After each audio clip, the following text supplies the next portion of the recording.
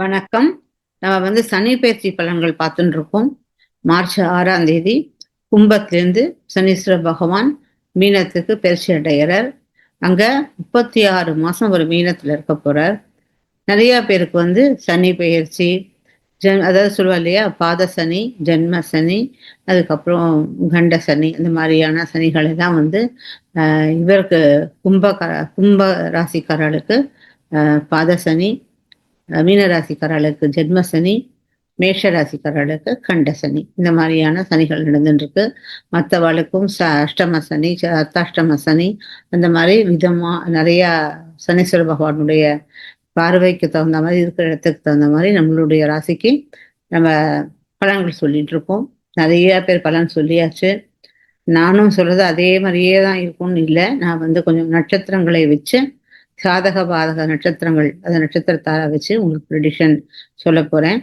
அதோட சேர்ந்து நிறைய சில விஷயங்களும் கொஞ்சம் ஆட் பண்ணுவேன். ஏன்னா நம்ம சொல்லி கொடுக்கும்போது சில விஷயங்கள் நுணுக்கங்கள் தெரிஞ்சதுன்னா அஸ்ட்ராலஜி கத்துக்கிறவாளுக்கு அது மிகவும் உபயோகமாக இருக்கும். எத்தனைக்கு எத்தனை நமக்கு தெரிஞ்ச விஷயத்த வெளியில சொல்லி கொடுக்குறோமோ அத்தனைக்கு எத்தனை அது கண்ணருடைய ஊத்து மாதிரி நமக்கு அஸ்ட்ராலஜி இன்னும் வரும். அதனால நான் இது மாதிரி சொல்லி கொடுக்கலாம் அப்படிங்கிறது தான் என்னுடைய எண்ணமே.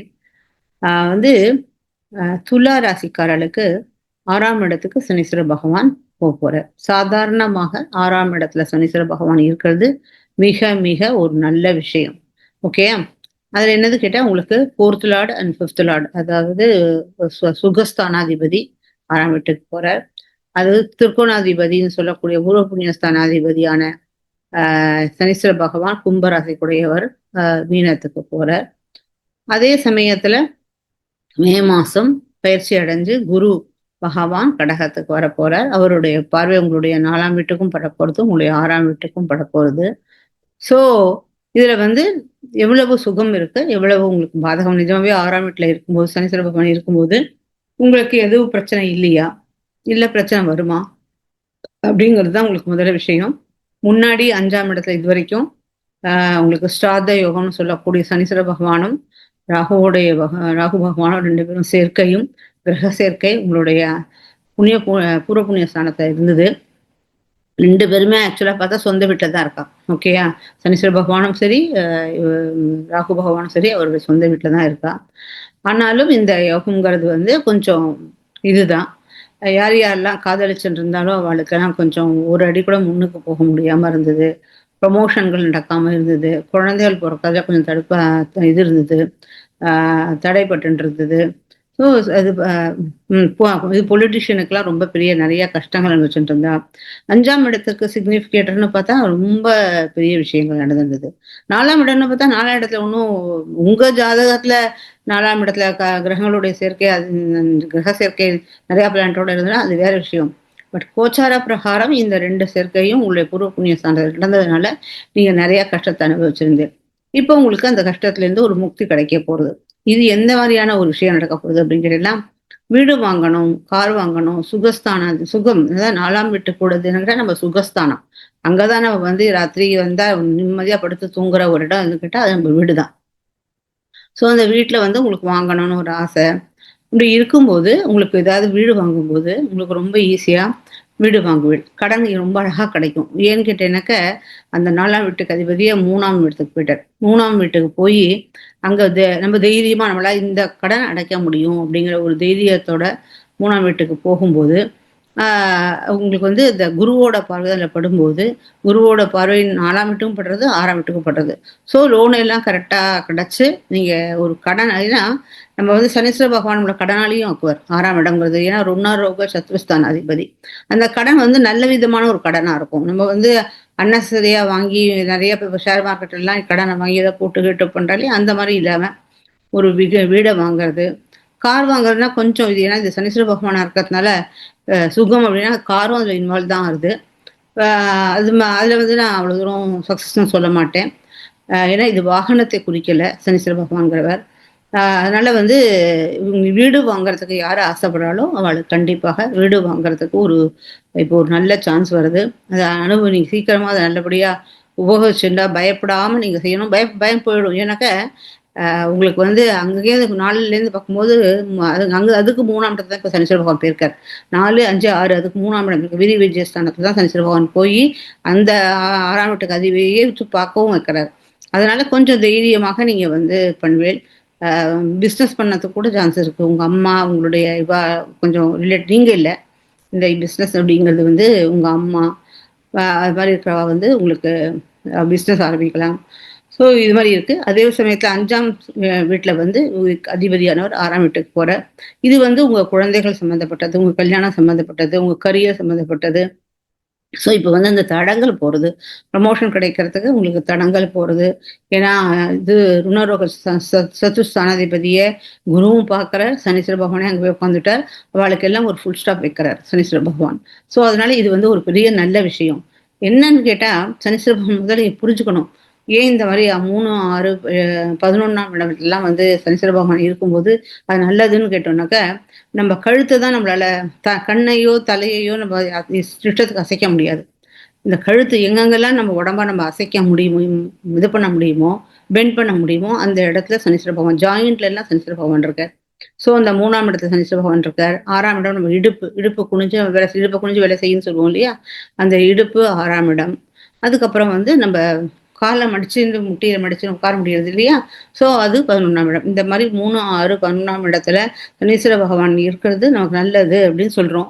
அது எதனால நல்லதுன்னு கேட்டீங்கன்னாக்க, இந்த 6ஆம் இடத்துல சனீஸ்வர பகவான் 3வது பார்வையாக உங்களது 8ஆம் வீட்டை பார்க்குறார். 8ஆம் வீடு வந்து உங்க கண்ணுக்கு தெரியாத எனிமி. நாளைக்கு என்ன நடக்க போறதுன்னு தெரியாத ஒரு ஒரு சொல்வா இல்லையா, ஒரு சிதம்பர ரகசியம் அப்படிங்கிற மாதிரி ஒரு விஷயம்.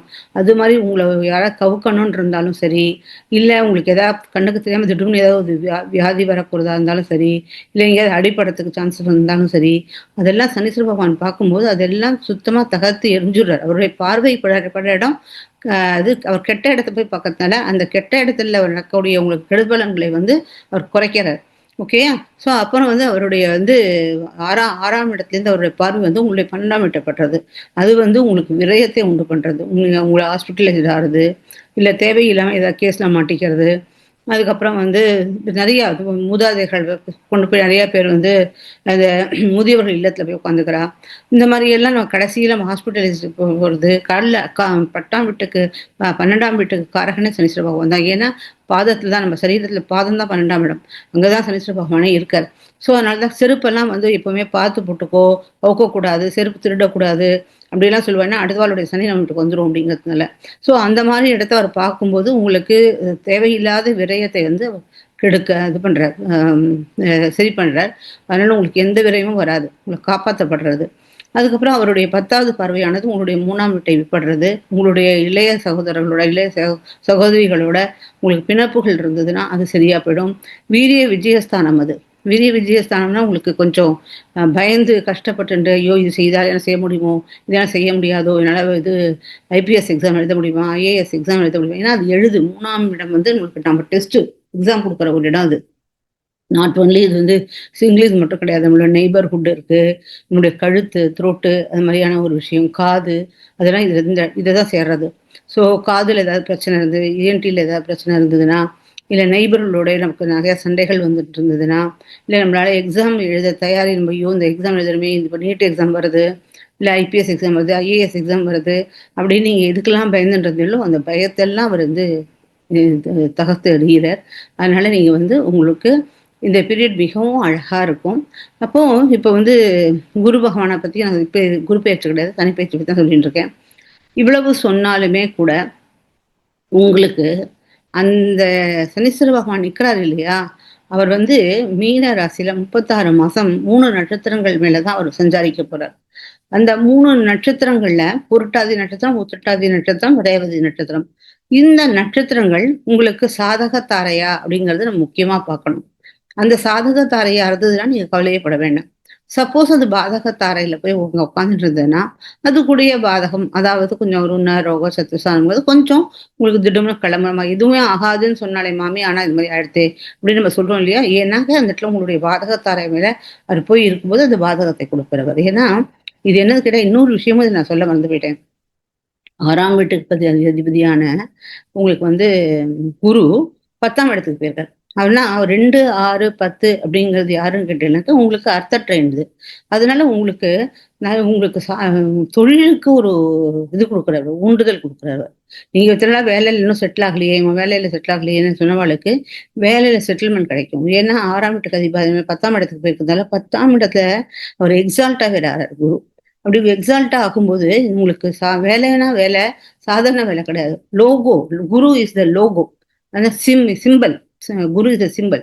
அதனால எந்த இடத்துல பெருசா அந்த கூகுள், ஆஹா, டெலாய்ட்டா, டிசிஎஸ்ஸா அப்படின்னு சொல்லிட்டு எல்லாரும் இந்த வாயை குழப்புறா இல்லையா? அந்த மாதிரி கேபிஎம்ஜியா அந்த மாதிரியான ஒரு பெரிய பெரிய கம்பெனில நல்ல இடத்துல பேர் சொல்லக்கூடிய ஒரு இடத்துல நமக்கு வேலை கிடைக்கும். அது ரொம்ப பெரிய விஷயம். அதே மாதிரி 3ஆம் வீட்டுக்கு அதிபதியானவர் 10ஆம் இடத்துக்கு போயிருக்காரு. 3ஆம் வீட்டுல யாருன்னு கேட்டீங்கன்னாக்கா, அது நம்மளுடைய காம ட்ரெயின். காம ட்ரெயின்னா நம்ம இந்த இடத்துல வேலை பார்க்கணும்னு ஆசைப்பட்டு இருப்போம். அது கிடைக்கும். அது கண்டிப்பா நீங்க நீங்க செஞ்சு ஐயோ! சரி வேலை பார்த்தா இந்த கம்பெனில வேலை பார்க்கணும்ப்பா, அப்படின்னு நம்ம நினைச்சுக்கிறோம் இல்லையா? அந்த அது வந்து உங்க காம ட்ரெயின் வந்து 10ஆம் இடத்துக்கு போனதுனால, உங்களுக்கு நீங்க நினைச்ச விஷயங்கள் சாதிக்க முடியும் அப்படிங்கிறது. வாங்க நம்ம ஸ்க்ரீன்ல போய் பார்க்கலாம். பார்க்கறதுக்கு முன்னாடி உங்களுக்கு நீங்க லைக் பண்ணி, ஷேர் பண்ணி, கமெண்ட்ஸ் குடுக்கறது வந்து எனக்கு ரொம்ப ஊக்கத்த குடுக்கும். அப்புறம் வந்து உங்களுக்கு ஜாதகம் பார்க்கணும்னாலோ, இல்ல ஜாதகம் படிக்கணும்னு ஆசைப்பட்டாலோ, என்னுடைய வெப்சைட் இருக்கு ஜெயஸ்ரீபாலன்.com. அது மூலமாகவும், என்னுடைய வாட்ஸ்அப் மூலமாகவும் ஆ நீங்க என்ன ரீச் பண்ணலாம். சும்மா தேவையில்லாம கால் பண்ணக்கூடாது. மெசேஜ் போடுறேன் கண்ணா பின்னான்னு அது மாரிலாம் பண்ணாம, ஜென்டிலா அழகா உங்களுக்கு என்ன பொருள் வேணும் அப்படிங்கிறத பாருங்க. பார்த்து எனக்கு மெசேஜ் அனுப்பிச்சு ரீச் பண்ணி ஆ வந்து உங்களுக்கு உள்ள சலுகையை நீங்க பெறுங்க. சலுகைன்னா இது இல்ல. ஆ உங்களுக்கு சர்வீஸ் எப்ப வாங்கிக்கணும். இது வந்து எப்பவுமே சித்திரை நட்சத்திரம் பூமி இல்லையா? சித்திரைங்கிறது இம்மூவபிள் இது செவ்வாய்க்காரக. செவ்வாய் தான் செவ்வாயோட நட்சத்திரம் அது. அதனால இப்ப சித்திரை நட்சத்திரம் எப்பவுமே பேலன்ஸ்டா இருக்கும். இதுல கன்னி ராசியில 2 பாதமும், உங்களுக்கு விருச்சிக துலா ராசியில 2 பாதமும் எப்பவுமே வந்து மிருகசீஷம் வந்து உங்களுக்கு ரிஷபத்துக்கும், மிதுனத்துக்கும் இருக்கும். அதே மாரியே வந்து சித்திர நட்சத்திரம் கன்னிக்கும், துலாக்கும் நடுவுல இருக்கும். தனுஷ நட்சத்திரம் மகரத்துக்கும், கும்பத்துக்கும் நடுவுல வரும்.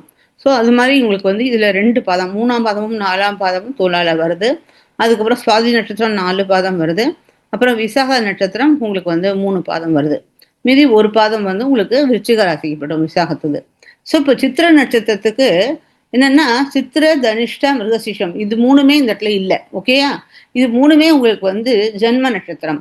ஜென்ம நட்சத்திரம்னா முன்னாடி சொல்லியிருக்கேன் 50, 50 தான் உங்களுக்கு கிடைக்கும்.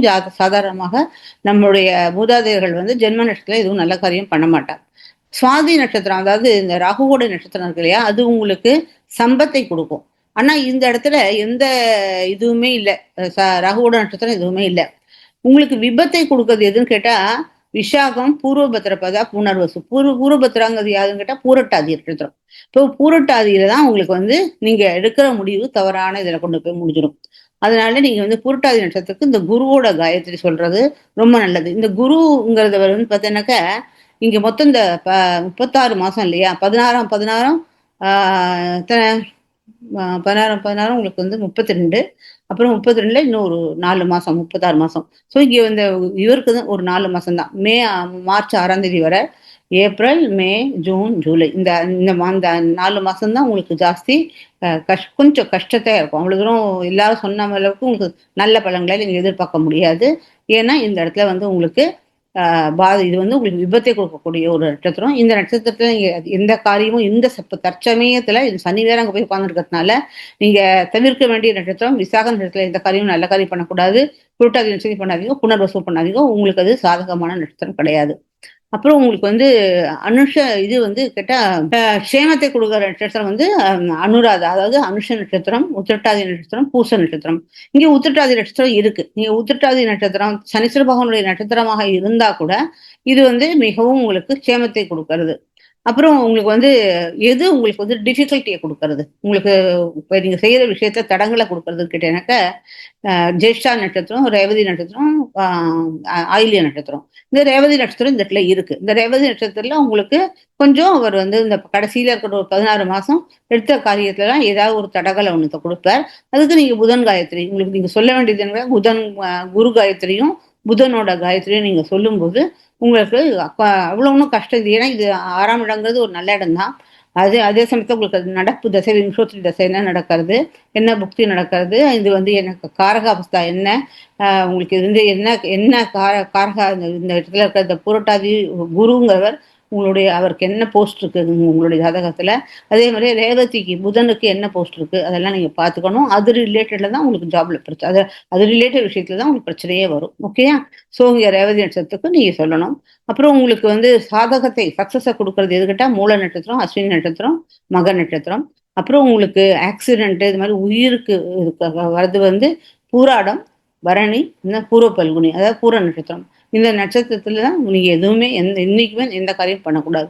அப்போ உங்களுக்கு மித்திர நட்சத்திரம் கிட்ட உத்தர ஆஷாடா, கிருத்திக நட்சத்திரம், உத்திர நட்சத்திரம், இது உங்களுக்கு நல்ல நட்சத்திரம். அதிமித்திர நட்சத்திரம் வந்து ஸ்ரவணா, ரோஹிணி, அதாவது ஸ்ரவணங்கிறது திருவோணம், அப்புறம் ரோஹிணி, ஹஸ்தம். இந்த நட்சத்திரங்கள்ல நீங்க பண்ணும்போது உங்களுக்கு நல்ல சக்சஸ் கிடைக்கும். நல்லதுதான், அனுகூலமான நட்சத்திரம் அந்த நட்சத்திரம். அடுத்தது சுவாதி நட்சத்திரம். சுவாதி நட்சத்திரத்துக்கு சுவாதி, சதயம், திருவாதிரை, இந்த 3 நட்சத்திரமும் ஜென்ம நட்சத்திரம். அதனால நீங்க எதுவும் நல்ல காரியம் பண்ணக்கூடாது. விசாகா, பூர்வ ஆஷாடா, இங்க பூர்வ ஆஷாடா இருக்கு இல்லையா, பார்த்தீங்கன்னா சுவாதி நட்சத்திரக்காரர்களுக்கு பூர்வ ஆஷாடா நல்லதுதான் கொடுக்குறது, சம்பத்தை கொடுக்குறது. அதனால நீங்க வந்து சுவாதி நட்சத்திரக்காரா குருக்கு நல்ல உங்களுக்கு அவர் எதுவுமே நீங்க குருவோட நட்சத்திரத்துல பண்ணும்போது உங்களுக்கு அவர் நிறைய பைசாவை கொடுப்பார். அதுக்கப்புறம் விபத்தை கொடுக்கறது வந்து அனுஷ நட்சத்திரம், உத்திரட்டாதி நட்சத்திரம். நீங்க உத்திரட்டாதி நட்சத்திரத்துல எந்த டெசிஷனுமே எடுக்காதீங்கோ, அன்னைக்கு எந்த விஷயத்தையும் பண்ணாதீங்கோ, ஏன்னா அது கொண்டு போய் விபத்தை தான் கொடுக்கும். அனுஷம், உத்திரட்டாதி அண்ட் பூச நட்சத்திரம் உங்களுக்கு சாதகமான நட்சத்திரம் கிடையாது. க்ஷேமத்தை கொடுக்கறது வந்து அவிட்டம், இது கேட்ட நட்சத்திரம், ரேவதி நட்சத்திரம், ஆயிலிய நட்சத்திரம். ரேவதி இங்க இருக்கு, ரேவதியும் உங்களுக்கு சாதகம் தான். உங்களுக்கு பூராட்டாதியும் ரேவதியும் சாதக நட்சத்திரம், உத்திரட்டாதி நட்சத்திரம் மட்டும் நீங்க எதையுமே பண்ணிடாதீங்க. அதுக்கப்புறம் உங்களுக்கு கஷ்டங்களை கொடுக்கறது வந்து மூல நட்சத்திரம், அஸ்வினி நட்சத்திரம், மக நட்சத்திரம். அது வந்து உங்களுக்கு டிஃபிகல்ட்டியை கொடுக்கும். ஆனா நீங்க சக்சஸ் பண்ணி கஷ்டத்தை அனுபவிச்சு அதுல இருந்து நீங்க சக்சஸா வெளியில எழுந்து வர இல்லையா, அது வந்து பூராடம், பரணி நட்சத்திரம், பூர நட்சத்திரம். அதுக்கப்புறம் உங்களுக்கு இது ஆக்சிடென்ட் அந்த மாதிரியான உயிருக்கு கொஞ்சம் பாதகத்தை கொடுக்கக்கூடிய ஒரு நட்சத்திரம் கிட்ட உத்திராடம், கிருத்திகா நட்சத்திரம், உத்திர நட்சத்திரம். இந்த நட்சத்திரங்களை நீங்க தவிர்க்கிறது மிக மிக நல்லது. உங்களுக்கு மித்திர நட்சத்திரம் கேட்டேனாக்கா ஸ்ரவணம், ரோஹிணி அண்ட் ஹஸ்த நட்சத்திரம். அதிமித்திர எதுன்னு கேட்டேனாக்கா உங்களுக்கு அவிட்டம், மிருகசீஷா, சித்திர நட்சத்திரம். அதனால உங்களுக்கு பாதகத்தை கொடுக்குற ஒரு நட்சத்திரம் எதுக்கிட்ட உத்திரட்டாதி, சனீஸ்வர பகவானுடைய நட்சத்திரம். அதனால நீங்க சனீஸ்வர பகவானுடைய நட்சத்திரம், ஆமா சனிக்கு மட்டும் நீங்க பரிகாரம் பண்ணிக்கலாம். காகத்தை வித்மகே கட்கதாய் திமிகி தன்னோ மந்த பிரசோதியார்னு சொல்லலாம். நீலாஞ்சன சமபாசன புத்திரம் எமாக்கிருதம் சாயம் அத்தண்ட சம்பூதம் தம் நம்ம சனீஸ்வரம் சொல்லலாம். ஆஞ்சநேயரை வனவிடலாம். அந்த இடத்துல ஆஞ்சநேயர் தான். ஆஞ்சநேயரை வனப்படும்போது உங்களுக்கு 6ஆம் வீட்டுல சனி இருந்தா அது இன்னும் உங்களுக்கு இன்னும் நல்ல விஷயத்தை தான் எடுத்து கொடுக்குறவர். அதுக்கு அடுத்தது வந்து விசாக நட்சத்திரம். விசாக நட்சத்திரம் 3 பாதம் இருக்கு இதுல. ஸோ விசாக நட்சத்திரத்துக்கு வந்து விசாகம், பூரட்டாதி, புனர்வசு, இந்த 3 நட்சத்திரமும் ஜென்ம நட்சத்திரம். அதனால இதுல வந்து நீங்க எதுவும் பண்ணக்கூடாது. அப்போ உங்களுக்கு சம்பத்தை கொடுக்குற நட்சத்திரம் வந்து அனுஷ நட்சத்திரம், உத்திரட்டாதி நட்சத்திரம், அந்த பூச நட்சத்திரம். உத்திரட்டாதி நட்சத்திரம் அங்க இருக்கு, அது உங்களுக்கு நல்லதை தான் கொடுக்கும். ரேவதி நட்சத்திரம் ஒண்ணுதான் உங்களுக்கு வந்து அந்த இடத்துல விபத்தை கொடுக்கறது. ஸோ ரேவதி இதுல நீங்க எந்த ஒரு நல்ல காரியங்களையும் ஆரம்பிக்காதீங்கோ. அதுக்கடுத்து உங்களுக்கு சாதகத்தை கொடுக்கறது, நல்ல க்ஷேமத்தை கொடுக்கறது கேட்டா மூல நட்சத்திரம், அஸ்வினி நட்சத்திரம், மக நட்சத்திரம். உங்களுக்கு டிஃபிகல்ட்டி கொடுக்கறது எது கேட்டா பூராடம், பரணி, பூரா நட்சத்திரம் வந்து உங்களுக்கு அந்த நட்சத்திரையும் நீங்க தவிர்க்கலாம். ஏன்னா அது நீங்க எடுத்த காரியத்துல வெறும் பிரச்சனை தான் வரும். அப்புறம் உங்களுக்கு சாதகத்தை கொடுக்கறது வந்து உத்திராடம், கிருத்திகா, உத்திர பல்குனி வந்து உத்திர நட்சத்திரம். இது வந்து உங்களுக்கு சாதகத்தை கொடுக்கறது. அதுக்கப்புறம் விபத்தை கொடுக்கறது வந்து ஸ்ரவணம், ரோஹிணி அண்ட் ஹஸ்த நட்சத்திரம். இதை நீங்க தவிர்க்கிறது மிக மிக நல்லது விசாக நட்சத்திரக்காரா. அதுக்கப்புறம் உங்களுக்கு மித்திர நட்சத்திரம் வந்து தனிஷ்டாங்கிறது அவிட்டம், மிருகசீஷம், சித்திர. இதை வந்து உங்களுக்கு மித்திர நட்சத்திரம். அதனால இதுவும் உங்களுக்கு நல்லதான் கொடுக்கும். அதிமித்திரம் வந்து சதயம், திருவாதிரை அண்ட் சுவாதி நட்சத்திரம். உங்களுக்கு மிக மிக அனுகூலத்தை கொடுக்கும். ஸோ நீங்க செய்ய வேண்டிய பரிகாரம் எதுன்னு கேட்டீங்கன்னாக்கா ரேவதி நட்சத்திரம், மெர்க்குரிக்கு தான் நீங்க வந்து புதனுக்கு புத ஸ்லோகம் பண்ணலாம், விஷ்ணு சஹஸ்ரநாமம் படிக்கலாம். அதுக்கப்புறம் நீங்க வந்து இதுக்கு புதனுடைய காயத்ரி சொல்லலாம். அதை நான் வந்து 4th பேஜில் போட்டிருக்கேன். இவர் உங்களுக்கு யார் யாருக்கெல்லாம் குருக்கு, சனிக்கு இது காயத்ரி சொல்லியிருக்கேன். இது ஓம் ரிஷபஞ்ச ரிஷபத்வஜாய வித்மகே கிருணி ஹஸ்தாய தீமகி தன்னோ குரு பிரச்சோதயா. ஓம் காகத்வஜாய வித்மகே கட்கஹஸ்தாய தீமகி தன்னோ மந்த பிரச்சோதயா. ஓம் கஜத்வஜாய வித்மகே சுர்கஹஸ்தாய தீமகி தன்னோ புத பிரச்சோதயா. இந்த காயத்ரியை நீங்க ஒரு மாலையாவது அட்லீஸ்ட் சொன்னேனாக்க அது காத்தால முடிஞ்சா காத்தால சொல்றதுதான் எப்பவுமே நல்லது. இல்ல ஆபீஸ் போயிட்டு வரோம்னா சாயங்காலம் குளிச்சுட்டு கூட இது ஒரு மந்திரம் ஒரு மாலை நீங்க சொல்லலாம். சொல்லும்போது உங்களுக்கு நற்பலனே கிடைக்கும். ஸோ இதுதான் என்னுடைய ப்ரெடிக்ஷன். அடுத்தது நம்ம விருச்சிக ராசிக்காக பார்க்கலாம். அது வரைக்கும்